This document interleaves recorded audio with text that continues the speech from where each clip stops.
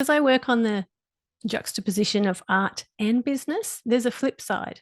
So for the artist, it's the myth that artists starve when actually they need to embrace their entrepreneurial side, their creativity there, and step into learning business and marketing skills. For businesses, there's the myth is, well, I'm just not creative. There's only a few creative people out there. When Mm, the reality is 100% of humans are creative. It doesn't look the same for all of us. Now, and you've acknowledged that in your where you see your creativity. I love the way you said that. You may not be making your cacti paintings yet, but you see your creativity in other areas because it's about medicine and manufacturing and spreadsheets and systems. It's not just about a particular outcome that's artistic or dance or mm. photography.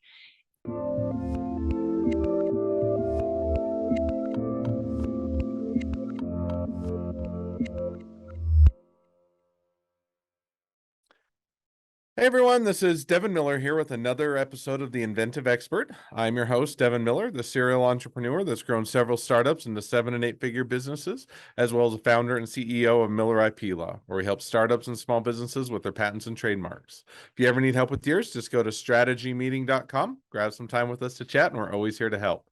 Now, today we've got another great guest on the podcast, Fiona Valentine.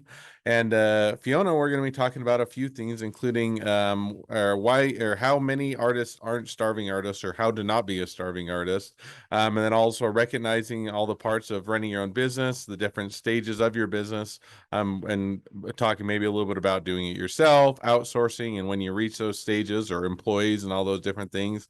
And also talking a little bit about when your business is young, learning to hone in your message more and your business, and then recognizing your business will evolve. And I'm sure a whole lot of other great discussions. And so, with that much as an introduction, welcome on the podcast, Fiona.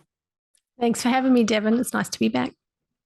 And yeah, excited to have you back on. And for those that haven't caught, Fiona was a guest on our sister podcast, The Inventive Journey. So definitely invite you to go and catch up on that episode and hear her full journey there. But for those that haven't had a chance to catch the episode, or saying, "Hey, I just want a small snippet or a compact version of it," introduce yourself to the audience. Sure. So I'm an artist and business coach. My business school for artists helps creatives to learn the sales and marketing skills to make money from their art. And I also work with professionals and businesses, entrepreneurs, and as well as their teams, just helping them to step into creative freedom and find more flow around their content creation, their collaboration, and even continuous improvement programs so that they just flow more freely, they're more fun, and it really builds that ability to participate. Hmm. No, that's a great introduction, and definitely is a great segue to a few things I'm sure we'll be talking about today. So, one of the things that we kind of talked a little bit before the podcast was the idea of, I think there's maybe it's a correct or conception or a misconception, who knows? We'll chat about it. But the idea that a lot of artists are starving artists, and you see that from television to books. You also Everybody has that friend where they're always the aspiring artist that is having the side job working at fast food, or at a warehouse or somewhere as they're trying to get their start. And so there's certainly that perception that a lot of artists, you have to be a starving artist before you hit your big break. So is that correct, incorrect? How can you be or should you be a starving artist? Can you avoid it, or how do you go about doing that? Well, I don't think anybody starts out with the wow, I just can't wait to be a starving artist. I also think there's some reality in there and there's a lot of myth in there. I mean, for most of us, most in business, when you're starting out, things can go slowly. But for artists, I think a really important part is to recognize that you're either employed by somebody or you're in business or you're painting for a hobby. So if you're not painting for a hobby, if it's your income, then you have a choice. Do you want to work for somebody else? Do you want to be in business? And there aren't a lot of people who are employing artists to be artists. So for most of us, the sensible, profitable choice is to be in business. And some artists find some resistance to that because they feel like, oh, maybe that inhibits their creativity somehow. But actually, stepping into being an artist entrepreneur is an extension of your creativity. And successful, profitable artists have supported their families in the past very well. So there's a lot of the starving artist that is the myth that I really push back against, because real artists thrive. They don't starve, but that does involve learning sales and marketing skills because you're in business. And when you see that that's really about people, it's about connection, it's about story, it's about solving problems, it's about articulating the value that you bring, then it takes that ick feeling out of selling, because really you're just exchanging value. And so it can become a much healthier mindset. And parents can stop telling their kids, don't become an artist because you're going to starve. It's not true. Now, let me ask, because I think there is, to your point, I think that you can be a artist that isn't always starving. But where do you think, maybe just backing up this to my sake, where do you think the idea that you had to be a starving artist came? Is that more of, a culture within the artist industry that, hey, it's kind of a rite of passage, or is it a misconception that you have to be poor because nobody pays for art, or kind of why do you think people or often get into that or have that misperception?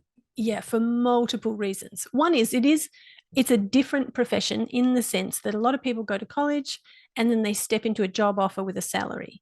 And that's different for artists. If you're not becoming a museum curator or a role like that, if you're actually an artist, then you're not stepping straight into someone employing you to make paintings. In the past, maybe you had a patron who did that, but artists who are successful now, as we said before, you're in business. So understanding that is important. But there was a very, I want to say, popular thing that loves to be massaged and passed on, that has sort of tied some kind of bohemian, starving, suffering for my art.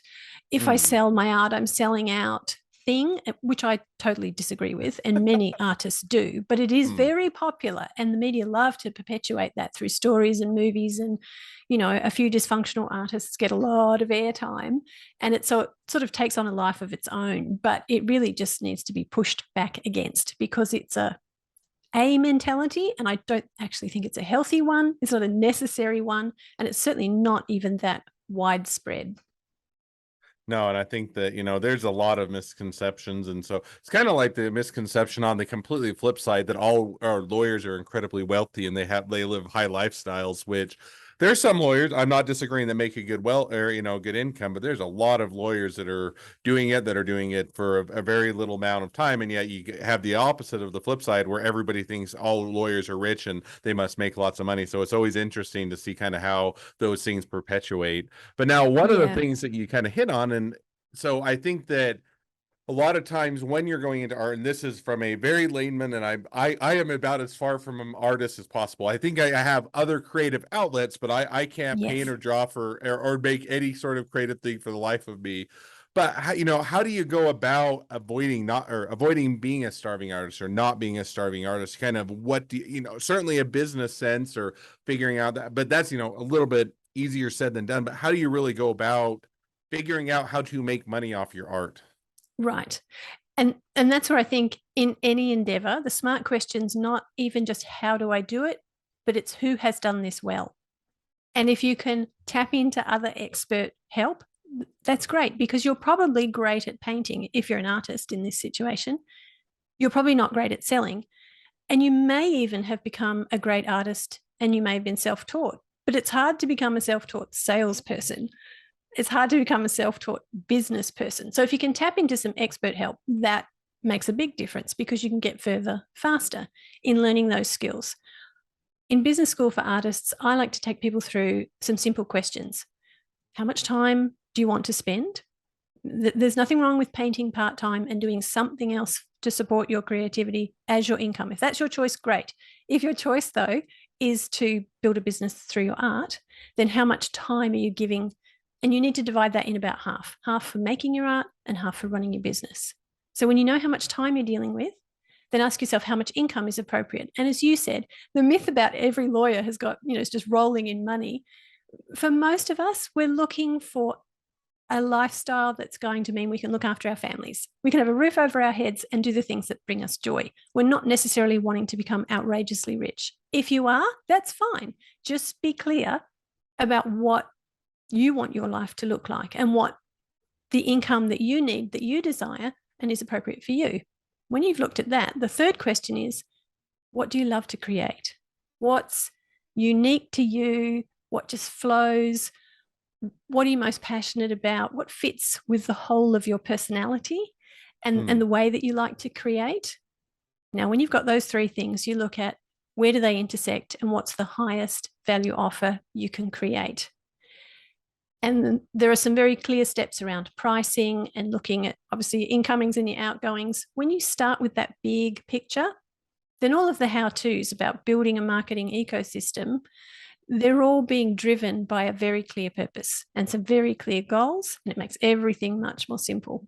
No, I think that that's definitely a lot of great information and great takeaways. So now let's say, okay, I've got an idea. I'm going to focus in on, and I don't know, maybe I'll ask a question because, and again, I am very naive. And so on this topic, just because it's never been a world where I've gotten into. But, so let's say I wanted to be an artist or I wanted to do paintings and I wanted to do, photorealistic type of paintings, and I wanted to get that going. So that was a business, and now I'm trying to figure out where do I take that or how do I make that into a business. Where would you start? What would be the first steps as far as, making that material? And I think it kind of goes into, one of the other points we're going to talking about, which is there's a lot of moving parts within your own business and a lot of different stages. But how do you, if you're kind of in that first initial stage of, I found my passion, this is what I can do. I think I'm talented. I think I can do it differently than everybody else, but I don't know how to set up a business to do that. What would be that kind of that first step or two that you would take? So again, getting the clarity. When you know what you're going to create, you've picked your photorealistic style. And again, I can barely draw a stick figure, so purely hypothetical, but go ahead.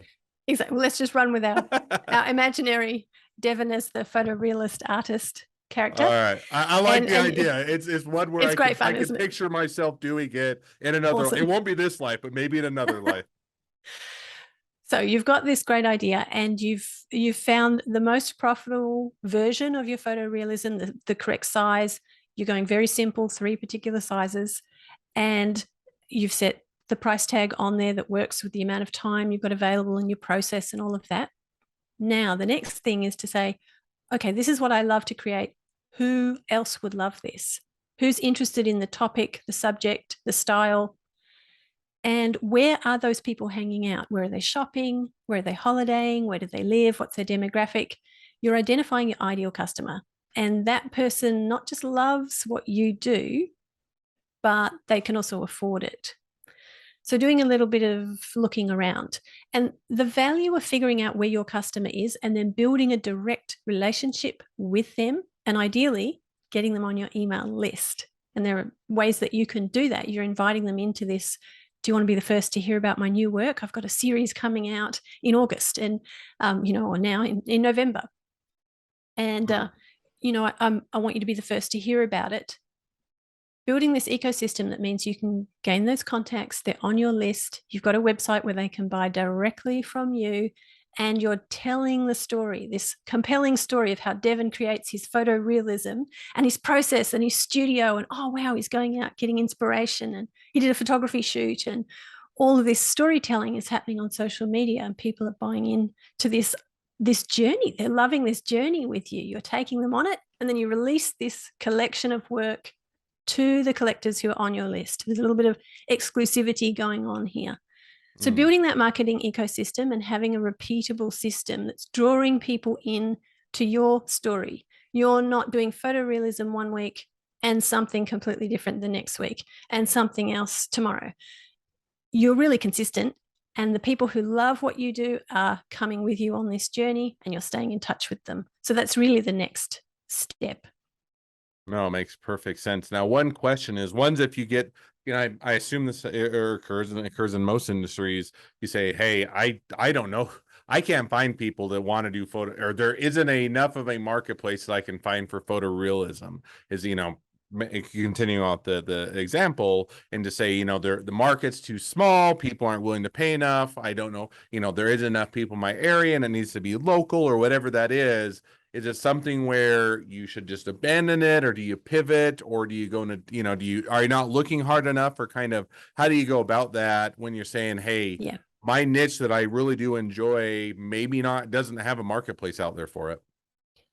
Generally, there are enough people in any niche, no matter how small, who, to meet the amount of art that you're going to be able to produce. As an artist, you have a limited amount of unique, authentic, original work that you can create. So when you put a premium on that, the amount of customers you are looking for are very small. And the internet has opened up a very big world. So starting off with those mindset limitations that there just aren't enough customers out there, or my niche is too small, or this style just isn't popular enough, I would discount all of those and say, you only have one problem. It's a messaging problem. So, messaging clearly to your ideal customers and getting that message out there. A lot of artists think if I just put it up with a price on it once and people don't buy, it's the wrong piece of art. No, they need to hear about this probably about 7 to 9 times to build that know, like, trust factor enough that they're going to want to buy from you. So, it's a process. And when you get rid of those limiting beliefs, you can focus and do the work of getting your message to the right people because they're out there. No, I think that makes perfect sense. I do agree. A lot of times you get into that mindset of, hey, there isn't. Now, I think sometimes you may go so niche. If I was going to go, the only thing that I'm going to do photorealistic paintings of is cactuses. And I'm just making that's apparently the first thing that came to my mind. I don't know why. But it seems like that might be, you need to expand your niche or your marketplace, and maybe cactuses are enough, but you're going to have to go into a different marketplace, go online or find different people, or you're going to have to say, maybe it's, outdoors and I'm going to have to expand it out. So it seems like, there's probably a bit of variation that you have to look at as far as, pivoting or expanding or adjusting the marketplace. But I think to your point, it's not simply just, hey, nobody bought it, my first painting, I'm going to abandon, I'll hope and give up. Never, Yes. is unlikely to work. Now, And one of the things, oh, go ahead. in your enthusiasm for cacti, in your photorealistic journey as an artist, you're going to be asking, where are the cacti lovers? Where are they hanging out? You may be taking trips to Arizona to be painting outdoors as on the side of a festival or something, so that your cacti loving people are finding you. I think even that very small focus isn't necessarily a problem. In fact, it can be your greatest asset. No, and I think that's great now. I don't know how many cacti loving people out there, but I think I'm starting to convince myself that I can really make a There's go of enough.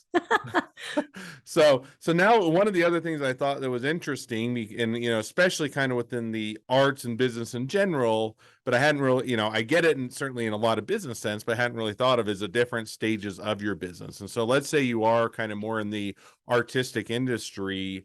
What are the different phases? Because we talked about doing it yourself and outsourcing. And typically or especially in the art industry, you think of, well, I just do it myself. I do the painting and maybe I go and get it posted in a gallery, and I really don't need a lot of staff or a lot of people, or I don't need to outsource anything.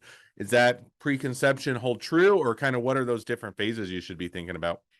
Yeah, for sure. In the early stages, you're doing a lot of the intern work. You're working for free for yourself to get set up.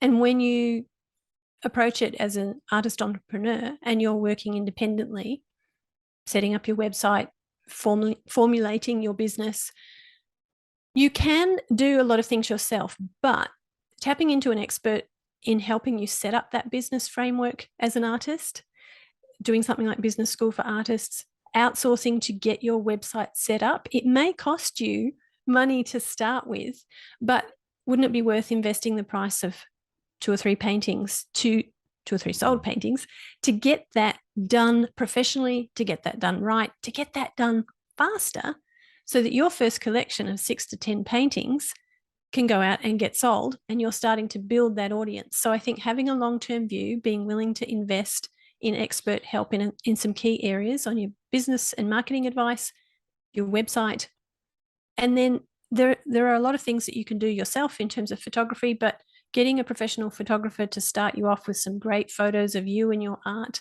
immediately puts you into a professional bracket.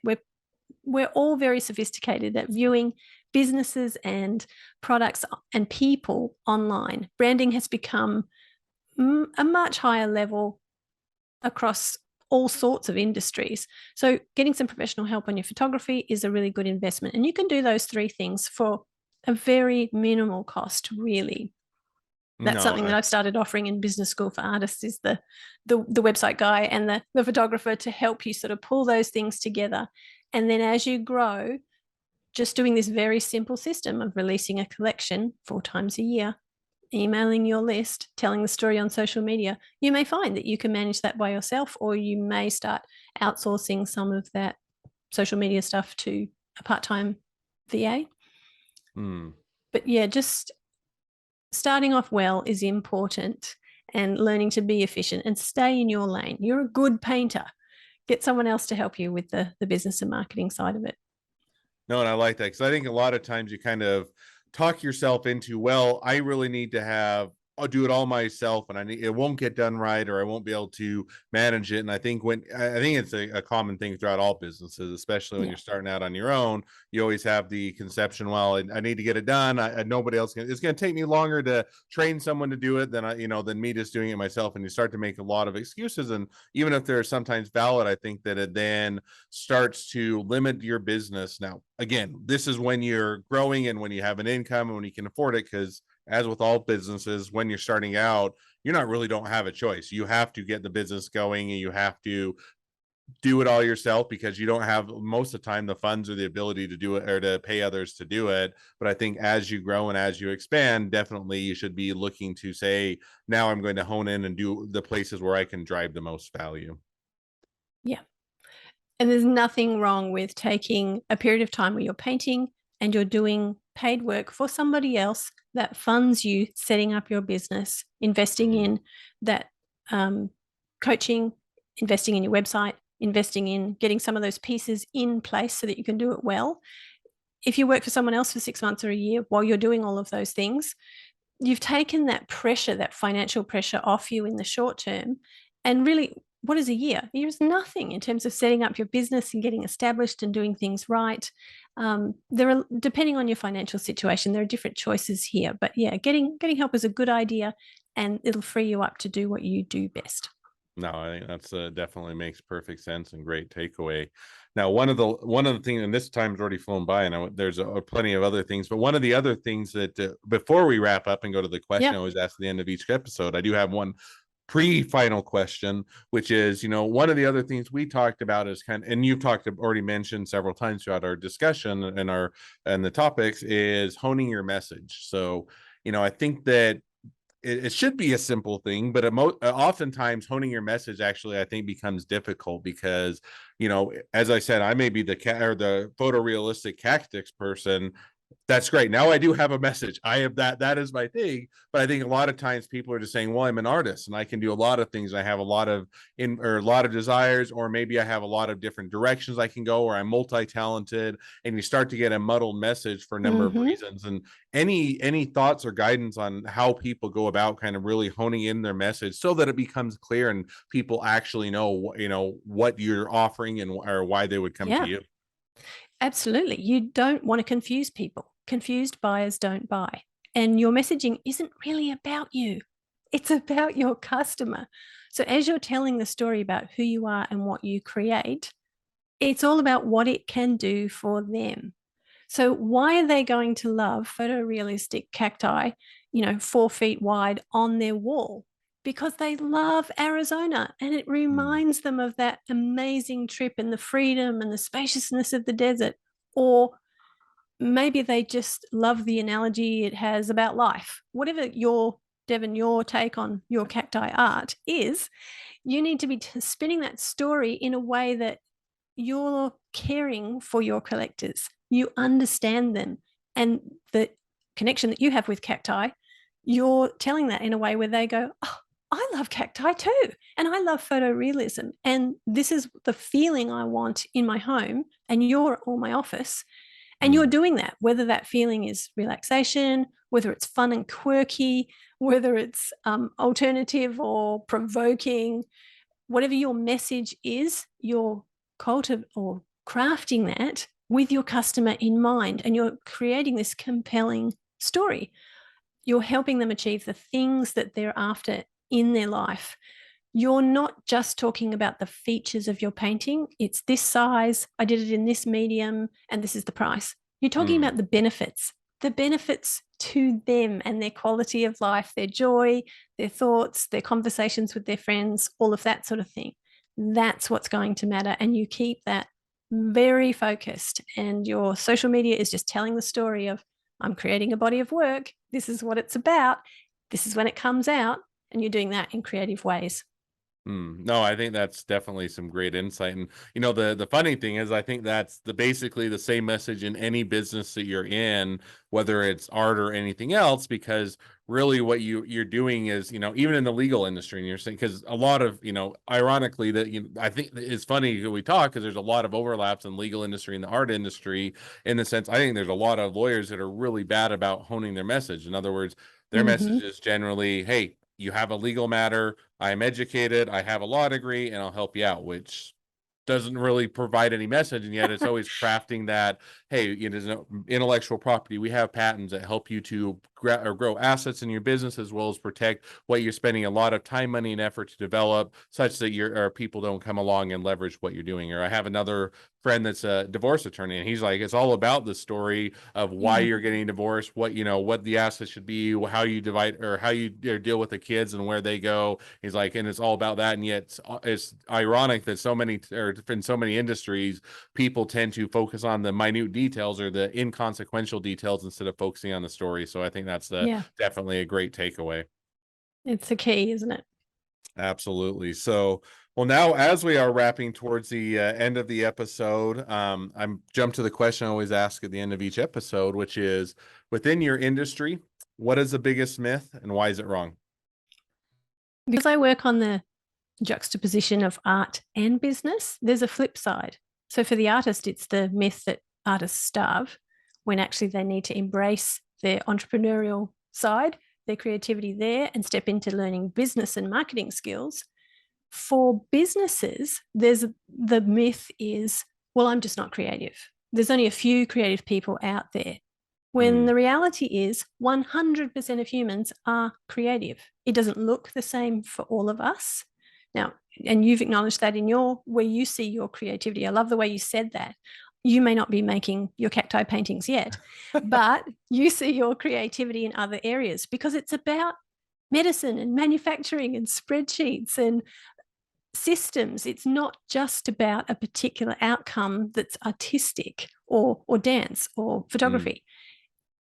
It's for every industry, every human to recognize I'm creative, but I need to recognize and develop it. And there are ways you can do that: creative play, bringing ideas to life, learning a process. Your brain starts to do all sorts of different things when you learn new skills. And the goal is to use our whole brain, bring our whole brain to our work. So for an artist, they're stepping into uncomfortable, unfamiliar areas in the business, sales, and marketing. For a business, they're stepping into acknowledging they are creative and maybe exploring that through drawing or something that is creative play, gardening, photography. And we're building the potential for our brain to access all of these different areas, not just the areas that come easily. And that means we bring our whole brain to our work and Mm. we do a much better job, not just at work, but in life. We're more fulfilled. No, and I think that's definitely makes perfect sense, and I like how I think that there are different ways that we are all creative, and that doesn't mean that everybody is going to be the artist in the sense that you're not Right. always painting or you're not always making music. As an example for me, I always love to, now whether or not I'm good at it, it's another story, and it's probably also lack of practice or I don't have as much time, but building websites, building marketing material, how Yeah. you convey a message, how you're able to, or simply convey something. I do a podcast, which is, and I think another creative outlet and a lot of Very. different things. And yet honestly don't think of myself as an artist or in the sense of that nature. And so I Right. think that you have to look and say, what is your creative outlet? And then how do you put that in what you enjoy and where your passion's at? And I think there's a lot of things Exactly. It looks very different for different people, and that's entirely right. We don't need a whole world of artists. We do need a whole world of creatives in yep, every industry doing their own thing. I can agree more. So, Well, now as we wrap up the episode, if people want to reach out to you, they want to be a customer, they want to be a client, they want to be an employee, they want to be an investor, they want to be your next best friend, any or all of the above, what's the best way to reach out to you, contact you, find out more? So you can find everything at fionavalentine.com. If you're interested in learning more about Business School for Artists, all the info is there. If you're looking to build creativity in your team or your business, the Art of Innovation workshop is there. You can also find me on Instagram at Fiona Valentine Artist. Awesome. Well, I definitely encourage people to reach out to you, connect with you, and if nothing else, make a new best friend. So thank you again Thanks, for coming on Devin. the podcast. It's been a fun. It's been a pleasure. Now, for all of you listeners who are out there, we'd love to make sure that as many startups and small businesses can get access to this great expertise as possible. So if you can do us a favor and click share, subscribe, leave us a review, really makes it so we can help as many startups and small businesses as we can. And with that in mind, if you ever need help with your patents, your trademarks, or anything else with your startup, your small business, just go to strategymeeting.com, grab some time with us to chat, and we are always here to help. Well, thank you again, Fiona, for coming on the podcast, and wish the next leg of your journey even better than the last. Thanks so much, Devin. It was a pleasure.